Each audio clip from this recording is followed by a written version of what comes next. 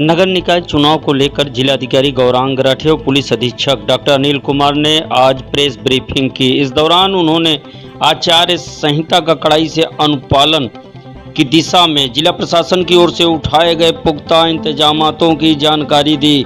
जिलाधिकारी गौरांग राठे और पुलिस अधीक्षक डॉक्टर अनिल कुमार ने आचार संहिता को लेकर क्या कही हैं बड़ी बातें, आइए देखते हैं इस खबर में।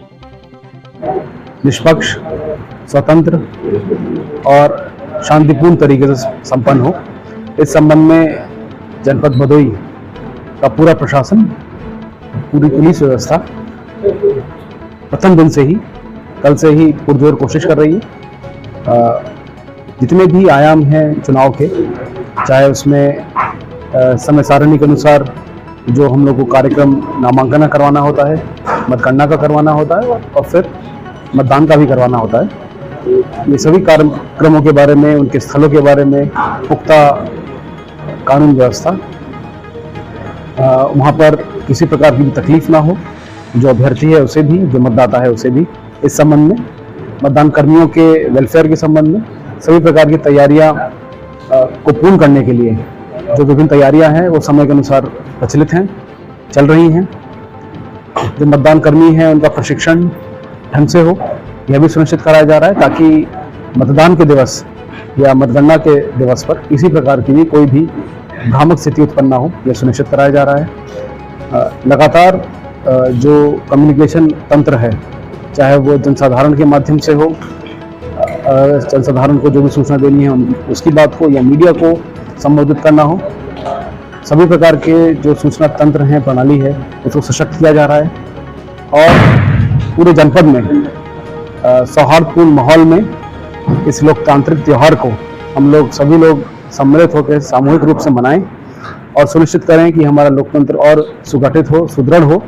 उसको सुनिश्चित करने के लिए हर संभव प्रयास पूरे समाज के सभी कड़ियों की तरफ से, चाहे वो नागरिक हो, चाहे वो अभ्यर्थी हो, राजनीतिक पार्टी हो, दल हो या फिर प्रशासन हो, सभी के साथ मिलजुल कर हम लोग ये कार्रवाई सुनिश्चित करेंगे, ऐसा हमारा दृढ़ विश्वास है। और मुझे पूर्ण विश्वास है कि हम लोग जनपद भदोई में एक निष्पक्ष, स्वच्छंद और शांतिपूर्ण चुनाव पूर्ण करवाकर पूरे प्रदेश में एक अच्छे चुनाव की मिसाल भी प्रस्तुत करेंगे। शस्त्र निरस्तीकरण की कार्रवाई और उसके साथ साथ जिनके लिए अनिवार्य है कि वो शस्त्र रिटेन करें विभिन्न कारणों से, इसके लिए जो समिति है उसका निर्धारण हो। समिति एडीएम साहब और एसपी साहब उसके अध्यक्ष हैं और एसडीएम साहब के माध्यम से जो पुलिस की रिपोर्ट आएगी उसका जो संस्तुति होगी उसके अनुसार ही ये कार्रवाई आगे प्रचलित होगी। ऑलरेडी कार्रवाई प्रारंभ कर दी गई है क्योंकि कल पहला दिवस था, तो इस प्रकार के बहुत सारे इसमें शस्त्र जो हैं ऑलरेडी संकलित किए जा रहे हैं थाना चौकी पर, और इसकी कार्रवाई हम लोग नेक्स्ट 2 से 3 दिन में पूर्ण करवा। जनपद में लगभग 2000 के आसपास हमारे पुलिसकर्मी उपलब्ध हैं। उनको अधिक से अधिक चुनाव की प्रक्रिया में डायरेक्ट रूप से फील्ड में वो रहें, इस चीज़ को हमने सुनिश्चित किया है।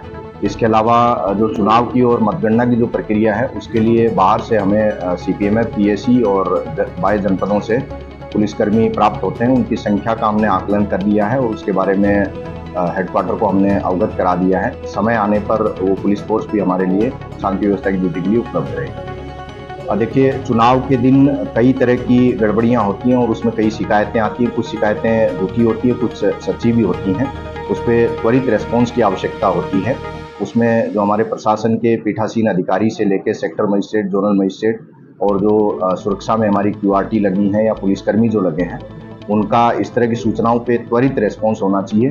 कुछ ही मिनट में हम लोग ये रिस्पॉन्स सुनिश्चित कर सकें, इसके लिए प्रत्येक जो बूथ है उसका लैटिट्यूड और लॉजिट्यूड हमने उसमें कलेक्ट करके स्टोर किया है, और साथ ही किस पुलिसकर्मी और किस मजिस्ट्रेट या प्रशासनिक कर्मी की ड्यूटी वहाँ पर है उसका पूरा ब्यौरा, नाम और मोबाइल नंबर उसमें रहेगा, और डायल की सुविधा भी उस ऐप में रहेगी, ताकि इस तरह की कोई भी शिकायत आने पे नीचे से लेके ऊपर तक सभी जो हमारे प्रशासनिक और पुलिसकर्मी हैं वो डायरेक्ट टीमों को मोबाइल फ़ोन करके मोबिलाइज कर सकें और तथ्यों की जानकारी कर सकें, ताकि किसी तरह का भ्रम ना फैले।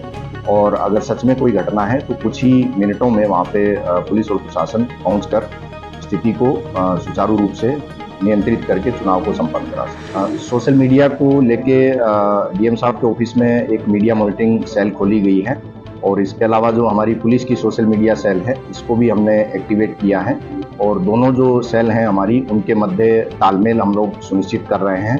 इसके अलावा हमारी जो इंटेलिजेंस यूनिट है उसको हमने सक्रिय किया है और जो बीट से लेके जो हमारे फील्ड के पुलिसकर्मी हैं उनको भी सूचना संकलन के लिए हमने सतर्क किया।